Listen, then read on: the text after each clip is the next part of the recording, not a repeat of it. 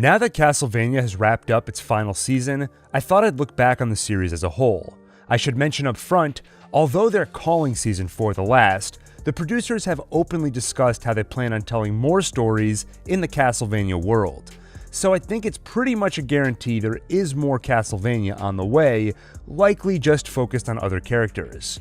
But today, we'll be looking at the existing 4 seasons, and as a complete story, what worked, what didn't, and what did I think of it overall. First, I have to credit this series with being my gateway into anime.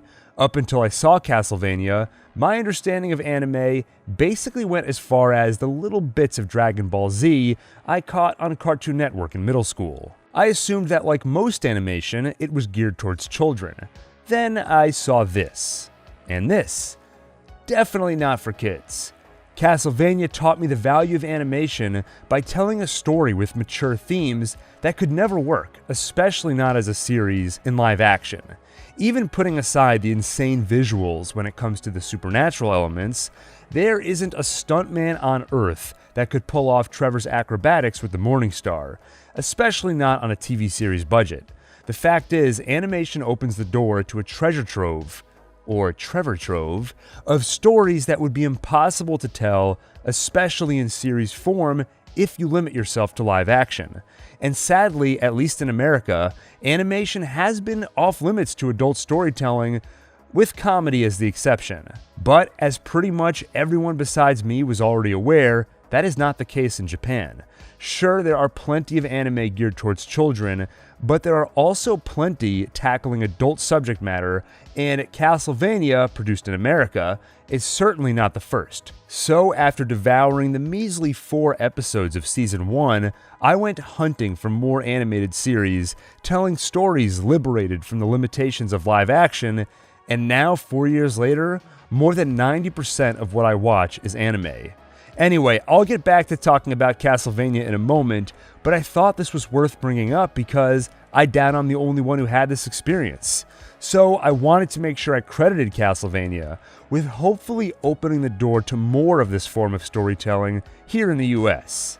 Okay, back to Castlevania. First, quick warning, if you haven't seen the show yet, there will be plenty of spoilers in this video. For the next few minutes, I'll stick with pretty light spoilers, and will warn you before I dive into deep spoilers to discuss the story and ending.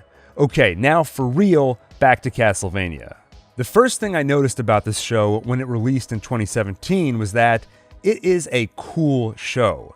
Within the first few minutes, we're introduced to the idea that Dracula is a reclusive scientist who combined magic and technology to create a teleporting castle. As a sci-fi, fantasy, and horror fan, seeing all 3 seamlessly combined so quickly was just awesome. And this sense of discovery continues throughout the series. Just about every episode gives another small bit of world building that makes the universe of Castlevania feel like a real place that you want to explore further. To name a few other examples, there's this scene in Season 2 where Sypha describes Enochian as the language all others originated from. Her knowledge of the occult language is what allowed her to open the gate to the Belmont Hold. And this is just one instance of many where the show hints at the exact logistics and mechanics of the magic which runs their world. Another great example of world building is this scene in Season 3, where Hector reads a vampire book and is fascinated to see discussion of vampire philosophy. He realizes that these creatures actually have their own culture, separate from humanity's. These little bits of world building are such an important part of the show that help to elevate it beyond just horror action. So circling back to what I said about my first impression of the show being cool, that's what I meant. If you're part of that small slice of the human population that loves a genre mashing of sci-fi and horror, this show expertly scratches that long-neglected itch. The next thing about Castlevania that came as a breath of fresh air is its villains. More than any other film or series I've seen in recent memory, I found that I could sympathize with and understand the villain's motivations.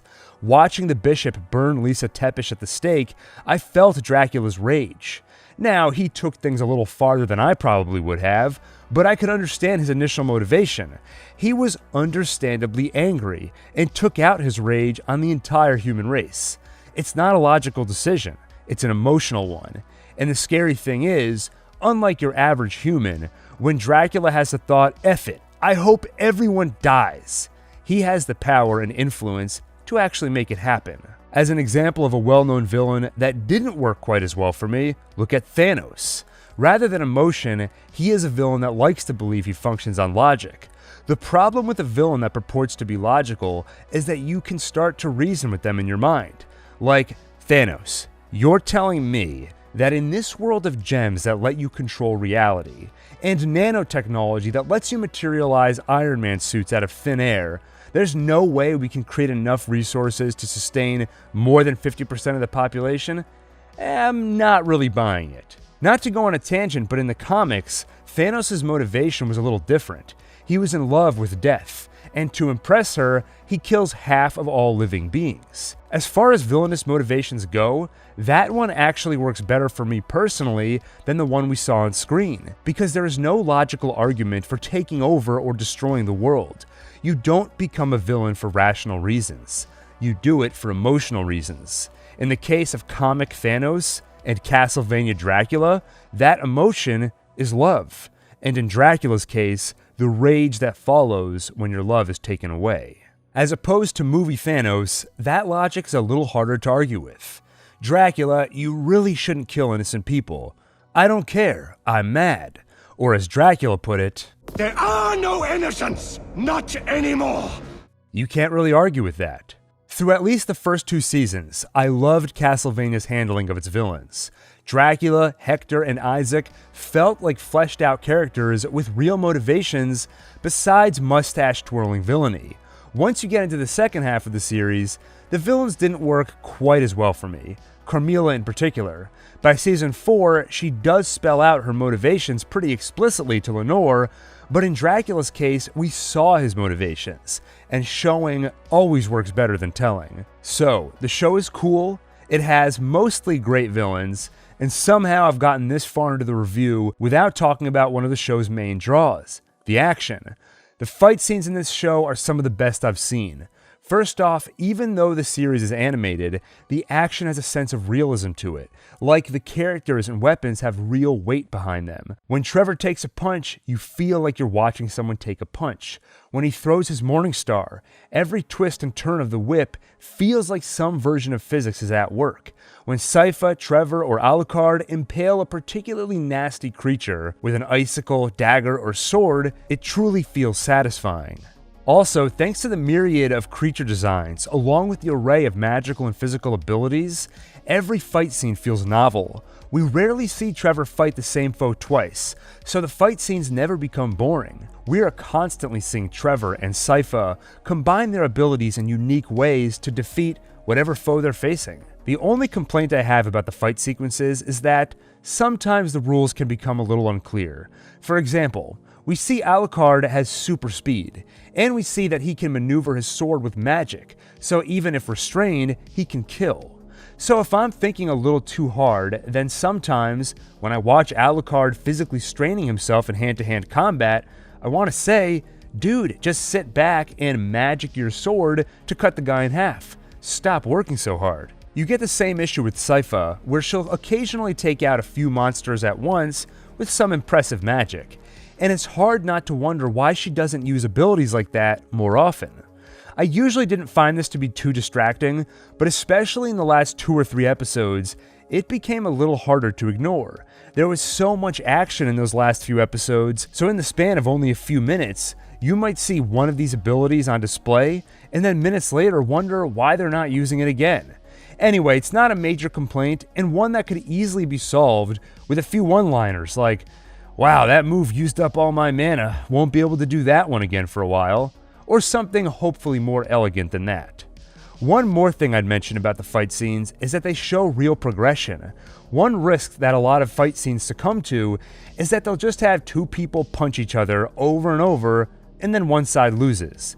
In better fight scenes, like the ones in Castlevania, we see both sides take damage. They compensate for their wounds. They get tired, and ultimately, one side edges out a victory. This progression adds to the sense of realism and satisfaction when our heroes persevere. Okay, so I've said a lot of great things about aspects of the show and its style. What about the story? This is where I think the show suffers a little. That's not to say it's bad, but where a lot of what I've talked about so far I'd call great, the story I'd say is more like fine or good. There were definitely moments of greatness, but I think it was a little uneven and oddly paced when you take it season by season. By the way, this is where I start getting into spoilers, so I'll give you 3 seconds to bounce if you haven't seen the show and plan on watching it. And I'll use those 3 seconds to remind you, if you want a refresher on the series, check out my detailed seasons 1 through 3 recap by clicking the card in the upper right corner. Okay, on with the review. The first season was a little odd in that it was so short and felt entirely like setup. It felt more like season 0 than season 1. But in terms of setup, it was great setup. I already complimented the groundwork they laid for Dracula. Again, excellent villain, and showing how he turned on humanity in that first episode was perfectly executed. What about the protagonists? Honestly, I find them less interesting than the villains, but I don't necessarily mind that. Like Batman, being on the side of good usually means you have some steadfast principles you stick to, which sometimes just isn't as interesting as the moral gray areas you reside in as a villain or antihero. So putting interesting aside, I liked the protagonists and the voice performances behind them. Trevor, Sypha, and Alucard are all likable in their own way, and the antics between them made for great levity that is sorely needed in the bleak world of Castlevania. Having said that, there were aspects of their personalities or backstory that I think would have been interesting to explore further. For example, Trevor was shown to be totally apathetic at the start of the series.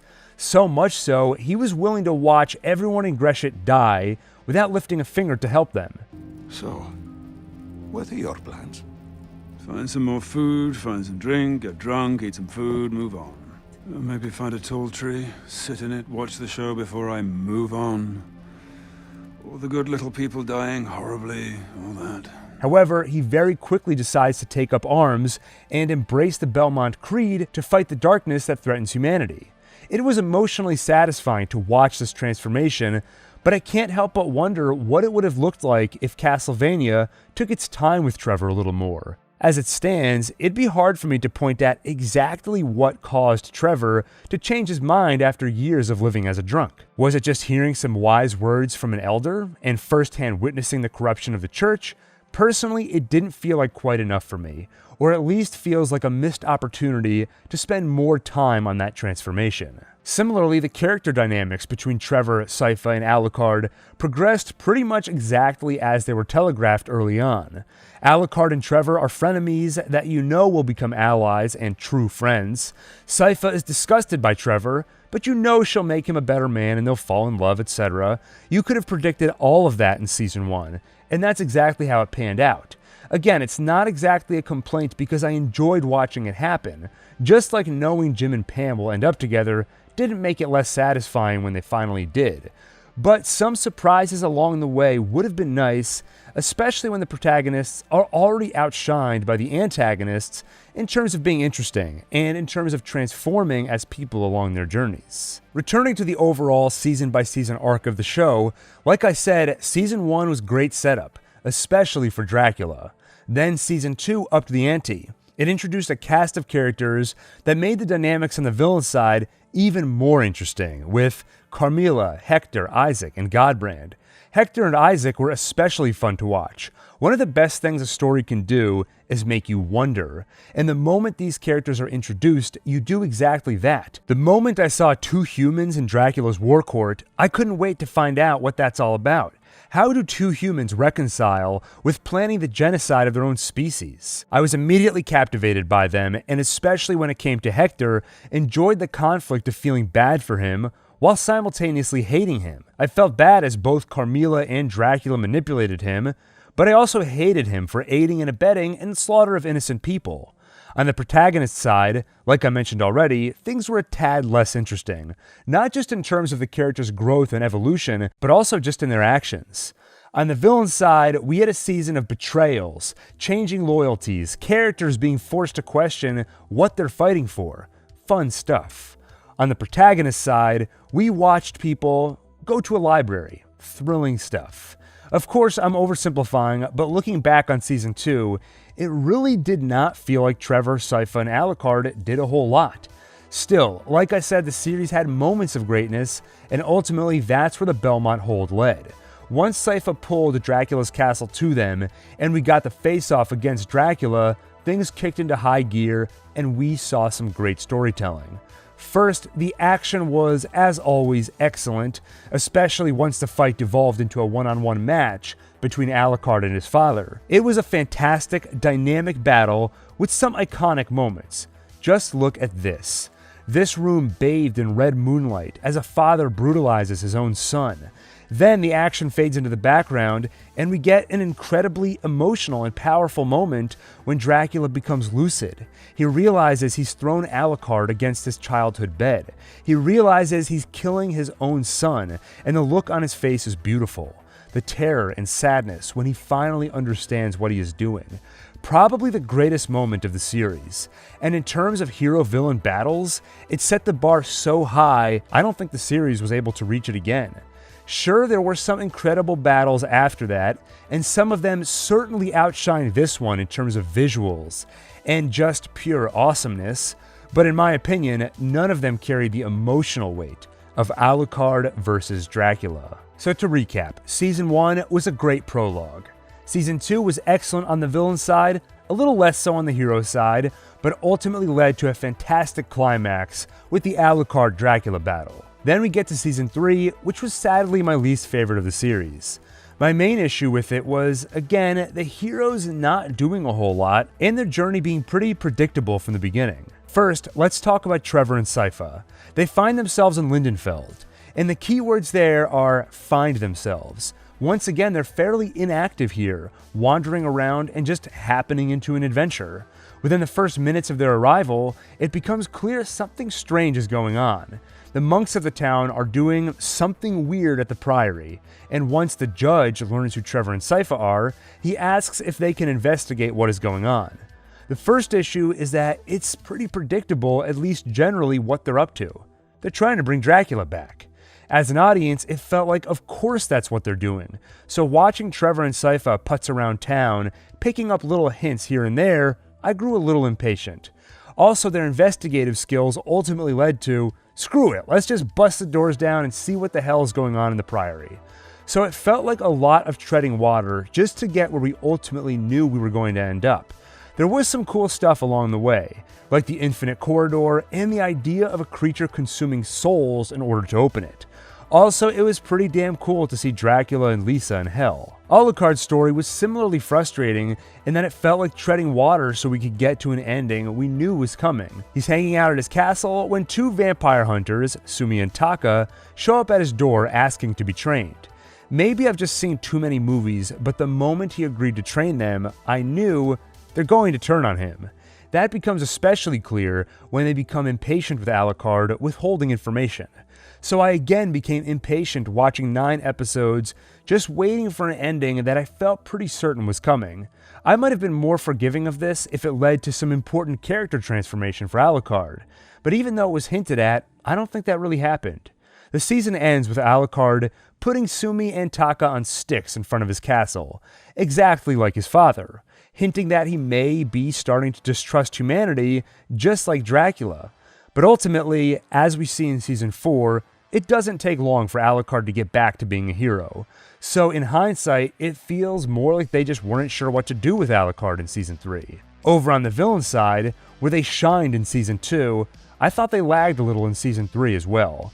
Carmilla, Striga, and Morena just did not earn the same emotional investment that Dracula did. So right off the bat, Carmilla is less interesting to watch when she's not in direct conflict with Dracula. Further, it felt like a lot of setup. We spent the season watching Carmilla prepare for a war, Then the season ended before the war began. That may have been fine, but we at least needed some kind of emotionally satisfying climax. In Season 2, everything led up to Alucard versus Dracula. In Season 3, it all led up to Trevor and Sypha versus a nameless night creature. Don't get me wrong, it was a great battle, but it wasn't personal. It felt more like slaying a villain of the week. There was also Lenore turning Hector into her slave. Some of that was enjoyable because we got to see a vampire acting different than any other vampire we'd previously seen. But it once again felt like, we know where this is going. Let's get to the point. Lenore was clearly manipulating Hector from the start, and finally, at the end of the season, Hector ends up with the slave ring on his finger. To me, the most interesting story in Season 3 was Isaac's. Once freed from serving Dracula, even though he did so willingly, Isaac's next steps were pretty unclear. So I was curious to see where he'd go, and the story did not disappoint. Similar to Dracula, Isaac's villainy is born from an emotional place. He was horribly mistreated, and is unable to hone his anger any further than at the entire human race. But unlike Dracula, we actually get to see his ideas challenged. I was fascinated when, early in the season, a ship captain explained the flaws in Isaac's master plan, pointing out how, yes, you can wipe out human cruelty through genocide, but in doing so, you also wipe out human kindness. It's a simple point, but I was on the edge of my seat waiting to see how Isaac, steadfast in his desire to end the race, would respond to it. I was on the edge of my seat again later in the season when Isaac speaks to one of his night creatures. This was a fascinating conversation. Up to that point, night creatures were mindless beasts from hell. If one of them could speak, what would they say? Throughout the season, I watched Isaac with a close eye because he was the character that showed the most potential for change, something which would be fully realized in Season 4. Speaking of which, Season 4, the final season, how did it all wrap up? Did they stick the landing? I definitely think it was an improvement over Season 3. Similar to how Season 1 teed up a more exciting Season 2, Season 3 did the same for Season 4. Rejoining Trevor and Sypha, we find them growing weary over the weeks following their departure from Lindenfeld. Over and over, they find and prevent various people from resurrecting Dracula. Trevor's frankness in displaying his annoyance was very in character, and a great example of why he's so entertaining. This line here was particularly memorable. Why the fuck would anyone do that? Huh? Would you do that? Oh, exactly. Also, as though hearing my complaints at how little the heroes actually do, Trevor finally grows frustrated and decides they need to be more proactive. They need to start helping people actually rebuild. I loved this development and thought it was a great way to gear up for the series finale. I also think it helps bring together a lot of what the show has to say thematically. I'll talk about that more later. Meanwhile, a town near Alucard's castle begs him for help in fending off night creatures. As I pointed out earlier, Season 3 seemed to set Alucard up as potentially taking after his father, but it didn't take much convincing for him to play hero for the small town. Before that though, there is the amusing realization that he's becoming Trevor Belmont. Once he joins forces with the town, we watch a relationship blossom between him and Greta. If there was any risk of Alucard losing touch with humanity, his relationship with her, whether it eventually turns romantic or not, and his communion with the town definitely brought him back. If I ignore Alucard's Season 3 arc, then I enjoyed the evolution of his character in Season 4. He's become the exact opposite of his father. Rather than a recluse in his castle, he's turned it and the Belmont Hold into a community where he is anything but alone. Further, he seems to have dedicated himself to the protection of humanity. Jumping over to the villain side, we see a lot of transformation with similarly mixed results when you consider where we were in Season 3. First, looking at Hector and Lenore, we find them in a very different situation than what we saw in Season 3. The end of Season 3 saw Hector falling to his knees, proclaiming that his life is over, with Lenore's slave ring on his finger. She laughs over him, saying she made him her pet. Hector seemed to be in a pretty precarious situation. Then, in Season 4, we find that things are not bad for him, at all. We knew that he'd have free reign of the castle, and would be kept comfortable, but the dynamic between him and Lenore changed considerably. It does not seem at all that she sees him as a pet, but instead seems to look at him as a confidant. At times, she even seems to look up to him. I definitely buy that their relationship could end up in this place, but it's such a significant shift from where we were last season, I really would have liked to see that change happen, rather than having the dynamic shift between seasons. But accepting that something happened between seasons we didn't get to see, I enjoyed what we did get to see from them in Season 4. Hearing Lenore pontificate on the nature of vampires, and finding it incompatible with humanity's need to grow, was pretty fascinating.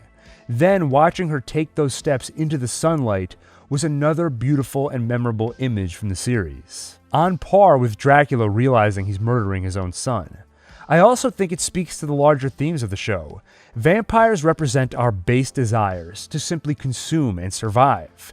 However, humans have an innate need to do more than that. With Dracula and Carmilla gone, and with Isaac now set on building the world rather than destroying it, humanity has been freed from those base desires. They can now focus on building and moving forward, something a vampire has no business doing. Lenore saw that and realized she has no place in the new world. She made her peace with it, and gave herself up to the sunlight. I thought it was a masterful end to her arc. I think they just skipped a few steps in getting there. Speaking of Isaac, I felt his arc reached a satisfying conclusion as well. He always came off as an intelligent person, so I found it convincing that traveling the world would lead him to a reasonable conclusion, i.e. committing genocide on your own species is probably not the best path. The transformation was a little on the nose in that we literally saw Isaac talking to himself, explaining his entire character arc out loud.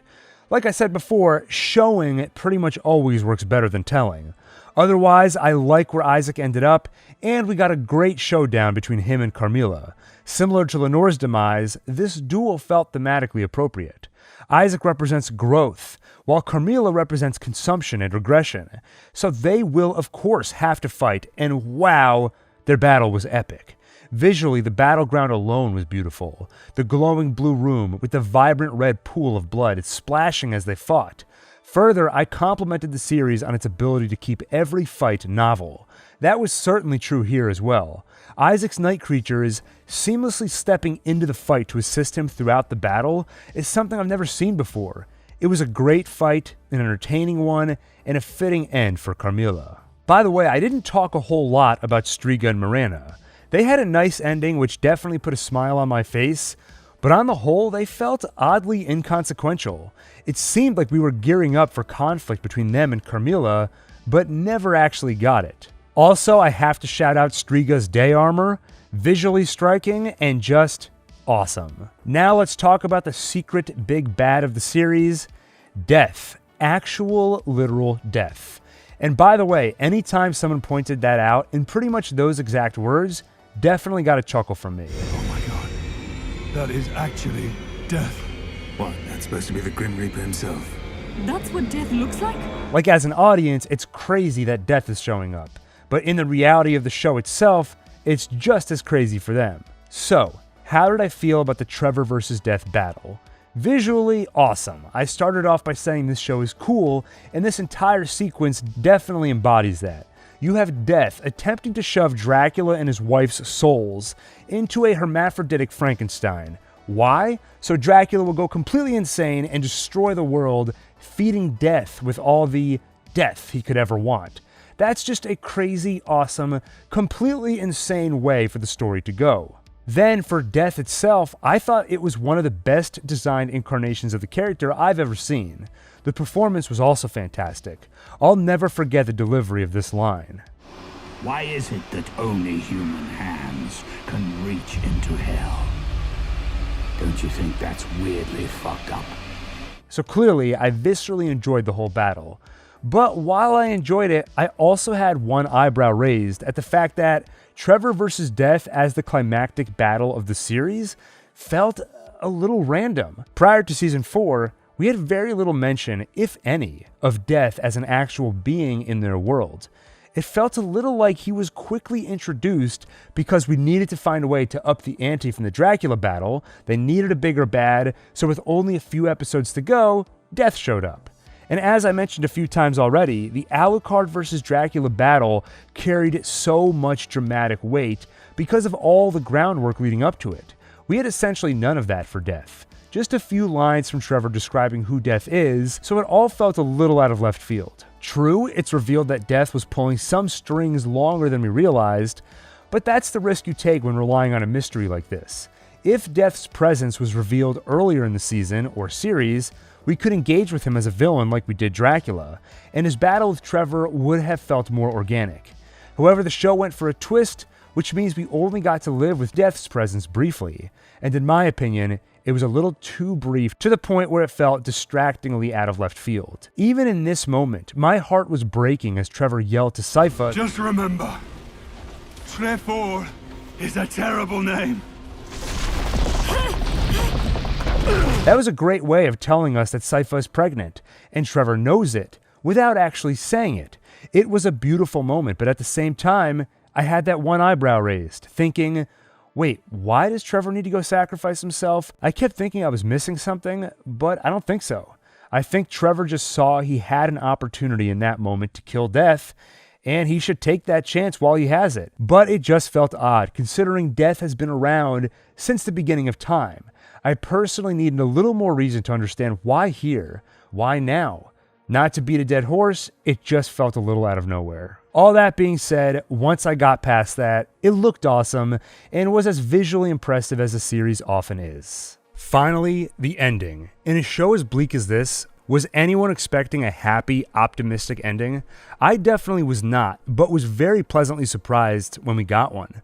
Trevor shocked everyone by surviving the battle, Sypha is pregnant, Alucard is no longer alone, Isaac is going to build a new world, Hector is going to write a book, Dracula and Lisa are alive, though I'm sure there's an awkward conversation to be had between them on how Dracula spent his time after she died.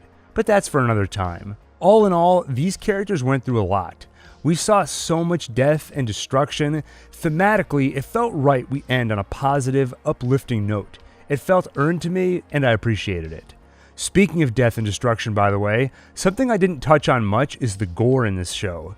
Some of the most violent images I've ever seen were in Castlevania. In fact, the only time I've ever been flagged for having a video potentially unsuitable for ads was in my Castlevania recap video where said gore was on full display. Just to comment on it briefly, I think the gore worked for this show. We needed to feel the unfairness and absolute brutality of the world to know what vampires are capable of and what our heroes are up against. The shocking images of dismembered women and children right from the start of the series express that in a way words never could. To wrap it all up, I'll conclude by saying I really like Castlevania, but I stopped just short of loving it. At its worst, I was a little bored or frustrated by the story, while still enjoying my time with the characters and marveling at the visuals. At its best, I got the whole package. Great visuals, an engaging story, and something which carried real emotional weight. It combined some of my favorite genres, horror, fantasy, and sci-fi, though also included a surprising dose of comedy. And although I was disappointed by some missed opportunities in their development, I loved the characters we took this journey with. Trevor especially made for a great gateway into the world, often saying exactly what we were thinking. And I'm excited at the prospect of the series continuing in some form. Although it's unclear what it'll look like, it sounds like some kind of future series is all but guaranteed. I assume whatever it is, we'll follow a new set of characters, but I'd love for them to revisit some of these characters as well, even if it's just on the periphery of a new story. Anyway, let me know what you thought of the series. Were you satisfied with the ending? Whose arc was your favorite, and what are you hoping to see in a new series? Drop it in the comments and we'll keep the conversation going. I also have some more Castlevania videos on the way, so make sure you like, subscribe, and hit the bell icon to keep up. With that, thanks for watching and see you on the next One Take.